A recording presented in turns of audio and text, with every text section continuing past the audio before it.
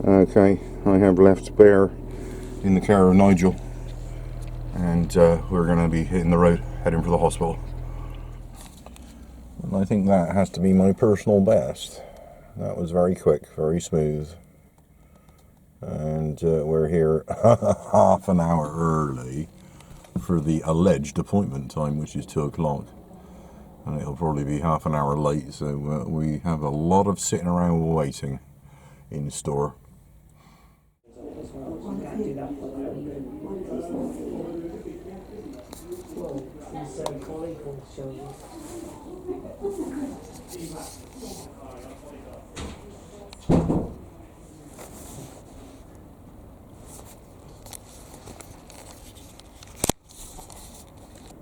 Terry Jones, please.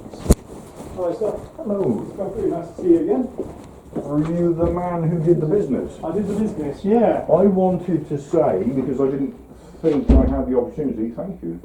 That's okay. I have no recollection of it whatsoever. That is the ideal amount of drugs. Absolutely amazing. Absolutely amazing. I didn't get to say thank you. No, pleasure. I hope I didn't do anything inappropriate. No, not at all. Not at all. You were very well behaved. And I presume I was kind of awake, was I?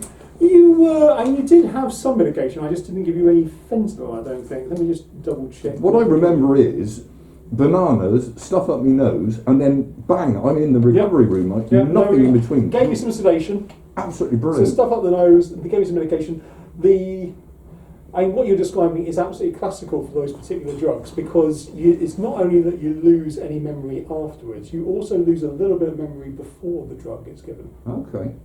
Which is an odd thing with that kind of drug, but it does work like that. But that's brilliant. How have you felt since then, since last week? Up and down, up and down. Yeah. The analogy I use is it's like being on the water. Right. You never know from 1 minute to the next how I'm going to be. Right now I'm not coughing at all. Yeah. Later on, perhaps I could spend the whole rest of the night coughing and spitting and. So intermittent coughing. Bringing stuff up. Yeah. It's most days though, is it? Every day. Every day. Every day. It's just a matter of how much. Okay. So the frequency changes. Yes. And what kind of stuff are you coughing up? Light yellow, whitish, stuff. Okay. And what's your energy levels like? Low. Yeah. I'm just constantly exhausted. It's like running a marathon all the time. Well, all I do is walk the dog. Yeah. And I'll do that for like 2 to 3 hours a day. Yeah. But it's like running a marathon after a marathon after a marathon. I walk until I can't breathe. Okay. I have to stop, get my breath, then I do it again and do it again. And it's exhausting. It's just absolutely exhausting. Pains in the chest at all? A few minor discomforts, but nothing significant. And any fevers or sweats at night time? When I need to cough and do all of that retching and spitting and all horrible, I am absolutely burning up. But as a rule, no. I've had plenty of, the gun where they take your temperature. It's always normal. Okay. But when I wake up to do the coughing and stuff, absolutely burning up. Okay. So, essentially what we've been looking for is, this is logged me out already. Has anyone shown you your scans? Did you see your scan when you came last time? My CT scan? Yeah. Yes, I asked if I could video it. I was refused. Oh, right. Okay. Would you have any objection if I were to see it and video it? It's your scan. I would love to. Can I on camera? Flipping, love to. Oops, what was that? Right, let me get zoomed in on that. Okay, of course, it means nothing to me. I don't know what. Yeah. So this is you lying on your back. Your head is behind the screen there. Your feet are about here. Okay. And you're going to come down the body this way. So this is the top of your left shoulder. The top of your right shoulder will be just about there. You're ever so slightly skew-whiff just because of the way you're lying in the scanner. Okay. As we come down the body, these are the lungs. So you can already see the top of the left lung looks very different to the top of the right lung. The top of the right lung shows some evidence of smoking-related damage there. But the top of the left lung, you see it's all white around here. Yep. And that's all evidence of infection and damage to the lung up there. So it's all up there. And this includes a big hole with nothing in, which is what we call a cavity. Right. So the way that's what's been described in your letter as being extensive cavitation and consolidation in that lung, Right. which is the infective findings. It's probably better seen looking at you from the front in a kind of X-ray type appearance. So this is looking at you from the front back. And can you see the left lung looks very different to the right lung, For sure. particularly in that upper part. Can you see all this stuff up here? All this white. All the white stuff, exactly. Right, right. So the big question, that's really what there is to show you on there. Let's make sure I'm not missing anything out. I don't think so. Thank you for that. So that is it really in terms of what's going on in the lungs.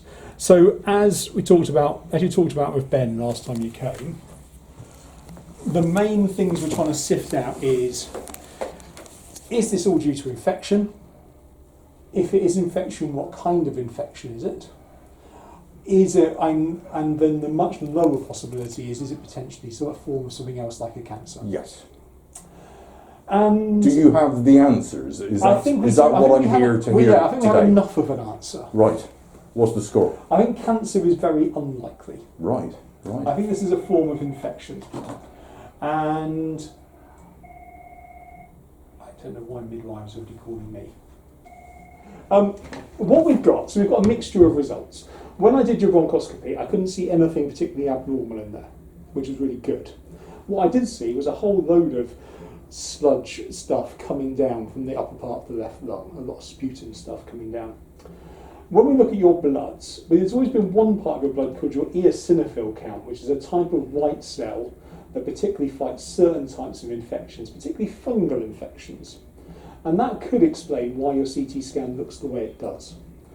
When you saw Ben, he sent off a number of other blood tests, and these are all pointing towards evidence of Aspergillus being involved. I'm smiling behind the mask here because carry on, please. So, and that fits quite Nasty nicely stuff, with the way nasty it stuff. is nasty stuff. So Aspergillus is around all of us all the time. And it would But happen to me because of the smoking-related cavities in the lungs. That's where it would get in. It loves damaged lungs. Right. It likes setting itself up in damaged lungs. Right. Whether or not the cavity was already there as part of smoking-related damage and then the Aspergillus has caught hold of it, that could well have happened. Okay. But it loves damaged lungs particularly. And your blood tests are pointing towards that, so being the most likely answer. In terms of when I took samples off, the samples I got from bronchoscopy and from a sputum sample were mostly to look for alternative forms of infection. And they've all come back as negative so far. Right. There is one small caveat to this. Mm-hmm. One possible explanation for how you are, one unusual type of infection, is what's called a non-tuberculous mycobacterium. And those are bugs which take a very long time for us to grow in the lab.